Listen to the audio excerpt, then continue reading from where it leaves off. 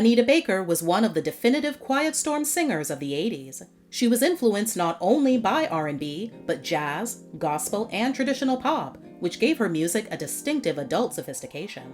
Smooth and mellow, it made her one of the most popular romantic singers of her time. Her journey, though, wasn't without its trials and tribulations, both professionally and personally. Anita Denise Baker was born on January 26, 1958, in Toledo, Ohio. From the start, she had to accept the less than ideal hand life dealt her. Her teenage mother gave her up when Anita was just 2 years old, as she told Essence in 2004. Not because she was a bad person or because she was some monster or something, she was just a child and could not care for me. Anita was then raised in Detroit, Michigan by various caregivers that were a mix of relatives and community members. She never knew her father and only saw her birth mother sporadically while living in the Motor City. Of her upbringing, she told the New York Times in 1986, "My story is a typical one. I'm a product of Detroit's inner city, from a single-parent home with 4 brothers and sisters. I started singing in church when I was 12, but in little storefront churches, not big city churches. After singing church and rhythm and blues music between the ages of 12 and 16, I began to feel a little complacent about it. I needed to challenge myself musically, and so I started paying more attention to jazz. Around the house, my mother played records by Sarah Vaughan, Nancy Wilson, Arthur Prysock, and Eddie Jefferson. I grew up singing along with that music without really knowing what it was." In 1975, she successfully auditioned for Chapter 8, one of Detroit's most popular acts at the time. The group eventually signed with Ariola and came out with their self-titled debut album in 1979. Several singles were released but didn't achieve any significant chart placement. The group ended up being dropped when the label was acquired by Arista, which didn't care for Anita's vocals.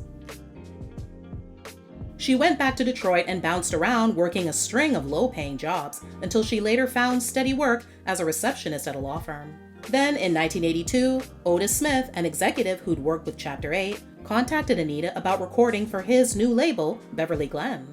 Happy with her employment benefits and skittish over the experience with Arista, she was reluctant at first, but eventually flew out to the West Coast to record her debut album. It produced 4 singles, No More Tears, and its B-side, Will You Be Mine, Angel, and You're the Best Thing Yet. Angel became her first R&B top 10 single, reaching number 5 on the Hot R&B Hip Hop Songs chart. The songstress would be released in spring 1983. Despite this early success, Anita later complained that she hadn't received any royalties from the work. In addition, Beverly Glenn delayed work on what was to be her follow-up album, resulting in Anita's desire to leave the label. Otis Smith sued her for breach of contract, but after the case went to court, she won the decision, allowing her to record for other labels. Though her debut album didn't gain quite enough exposure to become a hit, it did help Anita build a strong fan base through word of mouth, and she was signed by Elektra. Her contract with them allowed her creative control, enabling her to produce her own music, something that she couldn't do with Beverly Glenn. Anita released her second album, Rapture, in 1986. It was a platinum smash, appealing to both urban and adult contemporary listeners, and produced 2 all-time Quiet Storm classics, Sweet Love, which became her first pop hit, reaching number 8 on the Billboard Hot 100, number 2 on the R&B Songs chart, and number 13 on the UK Singles chart. Sweet love. And Caught Up in the Rapture, which made it into the Hot 100 at number 37, as well as the top 10 on the R&B Songs chart, coming in at number 6. The album also resulted in Anita winning her first 2 Grammy Awards for Best R&B Song for Sweet Love and Best R&B Vocal Performance Female for Rapture. As Anita had to now get used to her new level of fame, she would also get her first taste of dealing with judgment by the media.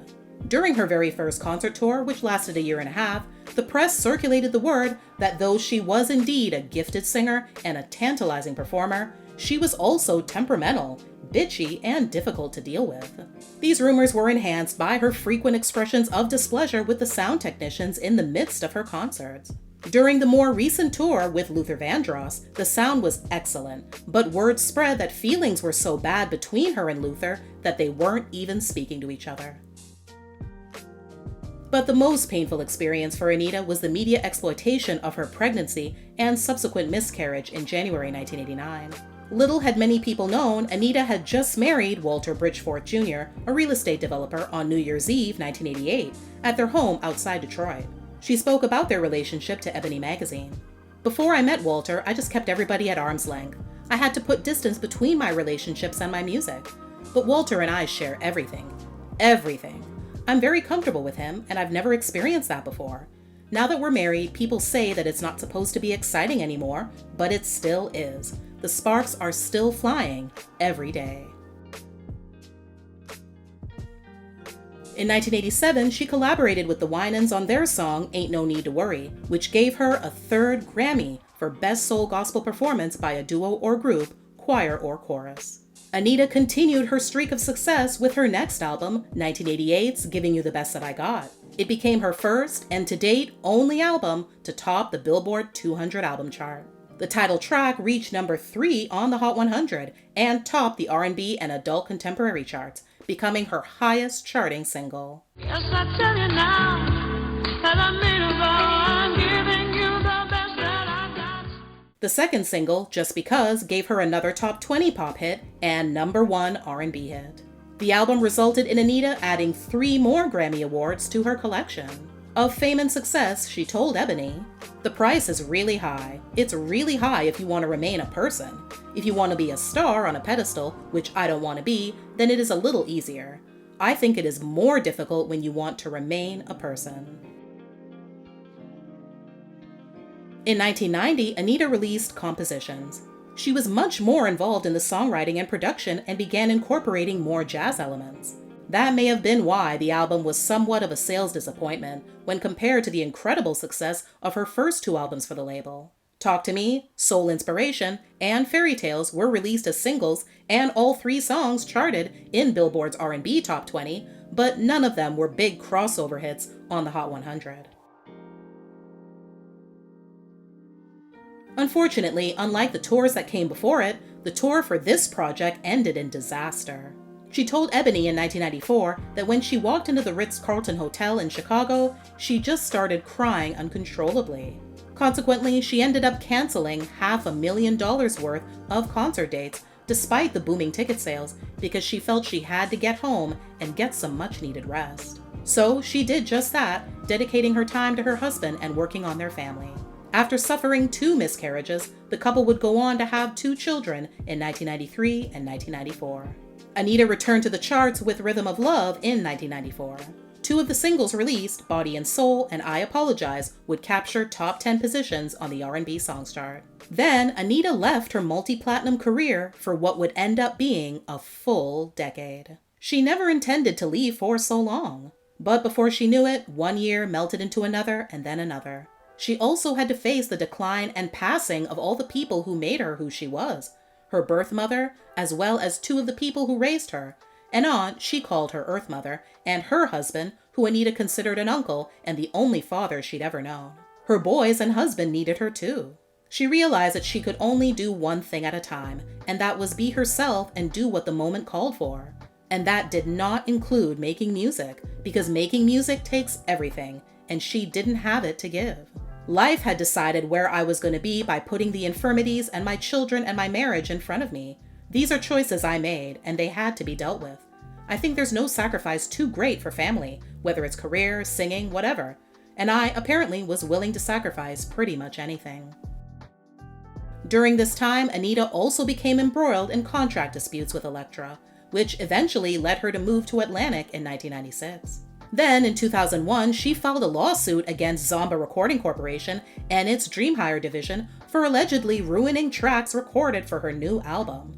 She alleged that a 24-track tape machine she rented produced random popping noises. The company sent a technician to her studio to repair the equipment, but she says the technician determined that the recorded material could not be salvaged because no system could remove the popping noises. Anita, who began recording the songs in August 2000, said she was forced to re-record them.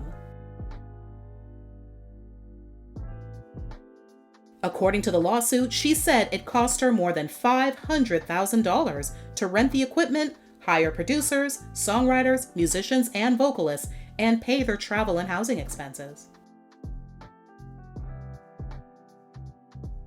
Due to a label restructuring, Anita was ultimately let go from Atlantic without releasing any material with the company. Fans did get a greatest hits compilation though, when Rhino Records released The Best of Anita Baker in 2002. After signing with Blue Note Records in 2004, she released the album My Everything that fall. While the singles You're My Everything and How Does It Feel only did moderately well on the singles charts, the album peaked at number 4 on the Billboard 200 and number 1 on the top R&B albums chart. Christmas Fantasy, Anita's first and only holiday album, followed in 2005. Sadly, Anita and her husband separated during this time, which led to a messy divorce that dragged on for several years in a dispute over how much in royalties he was to receive for his contributions to the recordings that were made during their marriage. In 2012, Anita released her version of Tyrese's hit Lately. It was set to appear on her next album, titled Only Forever, that she'd been working on for the last 2 years.